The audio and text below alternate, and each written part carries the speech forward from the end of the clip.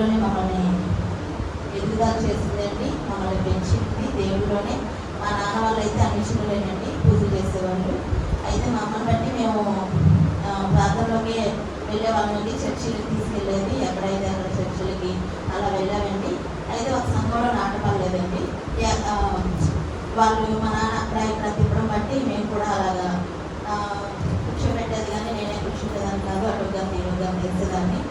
అయితే ఎప్పటి నుండి నాకు దేవుడిలో విశ్వాసం కలిగిందంటే పెళ్ళయిందండి. పెళ్ళయ్యాక కూడా నేను ఎన్నో శోధనలు పడ్డాను.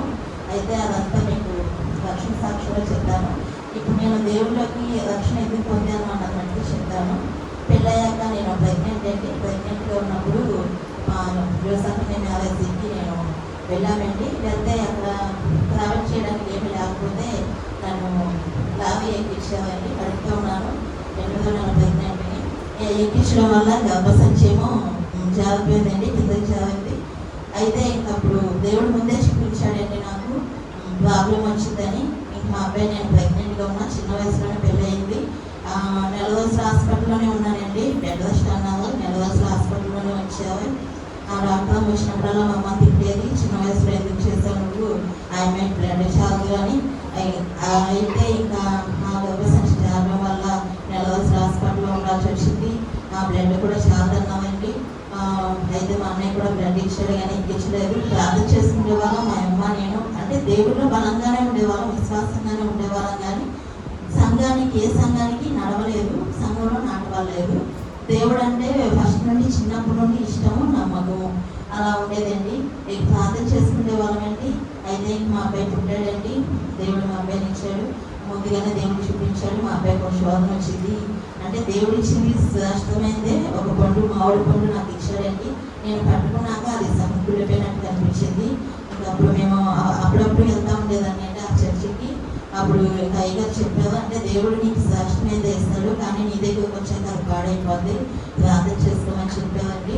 ఇంకా అప్పుడు నేను అనుకున్నానండి, బాప్తిసం తీసుకుంటానయ్యా, బిడ్డకి ఎటువంటి ప్రాబ్లం ఉండకూడదు, సుఖంగా ప్రసవించాలి అని నేను అనుకున్నానండి. మా అబ్బాయి కూడా తేడా చేసింది. కంట్లోని చీమ వచ్చింది అండి.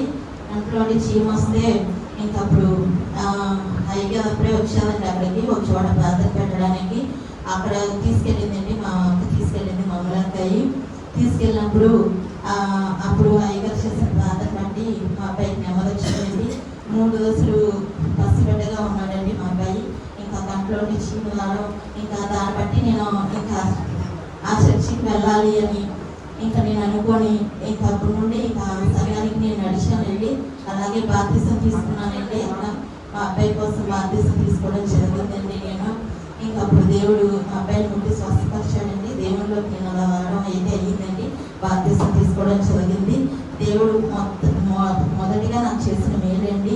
తర్వాత ఎన్నో గొప్ప కార్యాలు చేశాడండి. మా పట్ల ఎన్నో అద్భుత కార్యాలు మేము పొందుకున్నామండి దేవుళ్ళలోకి వచ్చాక. అంటే శోధన వచ్చింది కానీ జయించగలడానికి మళ్ళీ దేవుడే నాకు చూపించాడండి. అలాగే క్యాన్సర్ అది కూడా ఈ మధ్యకాలంలో వచ్చిందండి. తర్వాత నేను నా భర్తను కోల్పోయాక కూడా దేవుడు నాకు చేయించట్లేదండి, నన్ను అన్యాయం చేయలేదు. దేవుడు నాకు తోడుగా నిలిచాడండి. నా ప్రతి సమస్యలో కూడా మేము ప్రార్థించిన ప్రతిసారి కూడా దేవుడు నాకు మేలు చేశాడండి. ఎన్నో మేలు నేను పొందుకున్నాను. దేవుడిలోకి వచ్చాక కీడు వచ్చినప్పటికీ తప్పించబడ్డానండి. అలాగే నాకు అంటే దేవుడు వాగ్దానాలు చేశాడండి కొన్ని, నాకు దాన్ని చెప్తాను మీతో నేను. అంటే నాకు అన్నీ కూడా దేవుడు సదుపాయాలన్నీ కూడా ఇచ్చాడండి. ఇచ్చినా మేము ఊరికనే హైదరాబాద్ వెళ్ళినప్పుడు అక్కడ పనికి వెళ్ళానండి నేను ఒకసారి. ఫస్ట్లో మా పరిస్థితి అంతేనండి, హాస్పిటల్ చేసుకొని బతికేవాళ్ళండి మేము. అంటే మాకు ఏమీ లేదండి, చెప్పాలంటే తినడానికి కూడా లేని పరిస్థితి మాది. అప్పుడు అలాగా హాస్పిటల్ అలా ఇళ్లలో పనులకి అలా వెళ్ళేవాళ్ళమండి మేము. అయితే దేవుడిని విశ్వసించాక, దేవుళ్ళకి వచ్చాక మాకు అలా అవన్నీ తీసేస్తాడండి మా జీవితంలో ఉండి. అలాంటి పనులు చేయకుండా దేవుడు మమ్మల్ని దీవించి సమృద్ధిగా మమ్మల్ని నిలబెట్టాడు. అయితే ఏదో టైం పాస్గా నేను ఈ మధ్య కాలంలోనండి నాకు బాగున్నప్పుడే వెళ్ళానండి. అయితే అక్కడ పనిచేశాను. పనిచేస్తే దేవుడు నాతో ఆ నైట్ మాట్లాడాడండి. నన్ను అడుగుమని జన్మని స్వస్థంగా ఇస్తాను అని. ఏంటి నాకు ఇవ్వద్దని కనిపించింది అని నేను అనుకున్నా. అప్పుడు ఆలోచించాను, అంటే దేవుడు పనికి వెళ్ళొద్దు అంటున్నాడు. అంటే మేము ఉంటే టైం పాస్గా వెళ్ళామండి ఆ పనికి. దగ్గరికి వెళ్ళి ఫస్ట్లో వెళ్ళేవాళ్ళం, చరక్గా వెళ్ళేవాళ్ళం, మా పరిస్థితి బాగోకి వెళ్ళేవాళ్ళం. దేవుడిని నమ్ముకున్నాక చర్చికి నడుస్తున్న కానుండి మాకు తినడానికి ఎటువంటి లోటు ఇవ్వలేదండి. దేవుడు అన్ని సమృద్ధిగా ఇచ్చాడండి. ఇంకా అప్పుడు నేను అనుకున్నా, దేవా నా తప్పేనయ్యా, నువ్వు నాకు ఇస్తున్నావు అన్నీ కూడా నేను ఇలా వెళ్ళడం తప్పేనయ్యా అనుకున్నానండి. ఆ తర్వాత మళ్ళీ ఇంకో వాగ్దానం దేవుడు నాకు ఇచ్చాడు. నీ దుఃఖ దినముల సమాప్తం లగ్నం అని వాగ్దానం ఇచ్చాడండి నాకు. ఆ వాగ్దానం ఇచ్చాక ఆ వాగ్దానం వచ్చాకే నాకు బాగోలేదండి. నా కొడుకులో క్యాన్సర్ వచ్చింది. నేను అప్పుడు దేవుడిని బాగా అడిగానండి. నేను పని చేస్తేనే నువ్వు చూడలేకపోయావు కదా, నాకు ఆ వాగ్దానం ఇచ్చావు, నీది నన్ను అడుగుకొని జన్మని స్వస్థం చేస్తానని వాగ్దానం ఇచ్చావు కదా, మరి ఇద్దరి బాధ నాకు ఎందుకు ఇచ్చావు? నీ దుఃఖ దినము సమాప్తంలోనే నాకు వాగ్దానం ఇచ్చావు, మరి నన్ను ఇంత శోధంలో నడిపించావు ఏంటయ్యా అని ఆ వాగ్దానాలు ఎత్తుపట్టి నేను ప్రార్థన చేశానండి. అప్పుడు ఆ దేవుడు ఇచ్చిన వాగ్దానాలు బట్టి నేను అడిగానండి. అప్పుడు నాకు తెలియలేదండి. అంటే నేను తర్వాత మా ఆయన చనిపోయాక నేను ప్రతి క్లాస్లోకి వెళ్ళేదాన్ని, పనికి వెళ్ళేదాన్ని, మా అబ్బాయిని నా కుటుంబాన్ని పోషించుకోవడానికి నేను అలా వెళ్ళేదాన్ని అండి. టెన్షన్ అండి, పొద్దున్న వేస్తే మా అబ్బాయికి ఆర్ఐసీ కట్టాలి, ఆఫీస్కి వెళ్ళాలి, టయానికి వెళ్ళాలి, వెళ్ళకపోతే తిరుగుతుంది అక్కడ. మళ్ళీ అక్కడ ఎంతమంది ఉన్నా కూడా అక్కడ వాళ్ళందరినీ నేను చూసుకోవాలి. ఏ పని ప్రాబ్లం వచ్చినా నన్నే అనేవాళ్ళండి. అన్ని మేనేజ్మెంట్ అప్పు చెప్పేవాళ్ళు, అదంతా నేను చూడాలి. వాళ్ళు స్టాఫ్ ఏ తప్పు చేసినా నన్నే అనేవాళ్ళు. డైలీ తిట్లు తినేదాన్ని అండి. అంటే వాళ్ళు చెప్పినా వాళ్ళు సరిగ్గా చేసేవాళ్ళు కాదు. 10 మంది స్టాఫ్ దాకా ఉండేవాళ్ళు. వాళ్ళకి చెప్పిన వాళ్ళు ఏదో ఒకటి ఎక్కడో చోట ఏదో పొరపాటు వస్తే నన్ను తిట్టేవాళ్ళు లేని మా సార్ వచ్చి. అంటే బాధ కలిగేది నాకు. అప్పుడు నేను బాధపడ్డానండి. అవన్నీ నాకు ఇప్పుడు గుర్తుకు వస్తున్నాయండి. అంటే నీ దుఃఖ దినముల సమాప్తం లగ్నం అన్న వాగ్దానం ఎందుకు అన్నది నాకు ఇప్పుడు అర్థమవుతుంది. నాకు బలహీనత పెట్టినా, ఒక కీడు చేసిన మేలు కోసమేనండి. ఇప్పుడు నాకు ఆ టెన్షన్, ఆ బాధ నా జీవితంలో అయ్యి నేను అసలు నిజంగా నాకు కన్య అంటే ఏంటో నాకు ఇప్పుడు అసలు రావట్లేదండి. అంతకుముందు చిన్నదానికి పెద్దదానికి నాకు బాధ కలిగి ఏడ్చేదాన్ని అండి.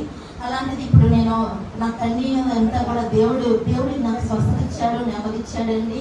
ఆ బలహీనత పెట్టి నన్ను ఇప్పుడు నాకు ఎటువంటి దుఃఖం కూడా లేకుండా, టెన్షన్ లేదండి. ముందు ప్రతి విషయానికి జాబ్కి వెళ్ళాలి ఇలా అని ఏ టెన్షన్ లేకుండా ప్రశాంతంగా ఇంట్లో నాకు రెస్ట్ ఇచ్చాడండి.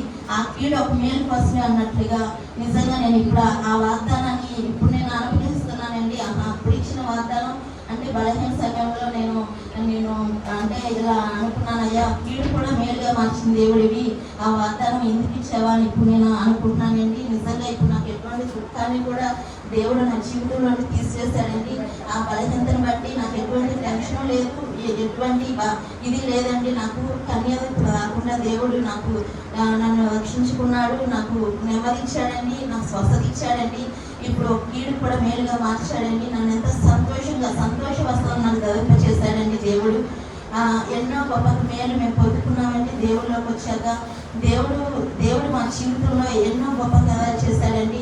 అంటే కదా కొద్దిగా సమయం ఇచ్చాడు కాబట్టి ఈ మాటలు మీతో నేను చెప్పాలనుకుంటున్నానండి. నా సాక్ష్యం అయితే చాలా ఉంది. దేవుడి దగ్గర నేను ఎన్నో పొందుకున్నాను, ఎన్నో మేలు పొందుకున్నానండి. నా బిడ్డ విషయంలో కానీ, నా కుటుంబ విషయంలో కానీ, నా ఆరోగ్య విషయంలో కానీ నేను దేవుడు నా పట్ల ఎన్నో గొప్ప మేలు చేశాడండి. అలాగే అమ్మగారు చేసిన ప్రార్థన కూడా నా కుటుంబానికి ఒక ఖర్చులా ఉందండి. ఈ సంఘంలో మేము నాటపడ్డం కూడా దేవుడు చేసిన గొప్ప మేలండి. నా జీవితంలో ఎన్నో అద్భుత కార్యాలు దేవుడు నాకు చేశాడండి. ఇది నా చిన్న సాక్ష్యం అండి. నా కోసం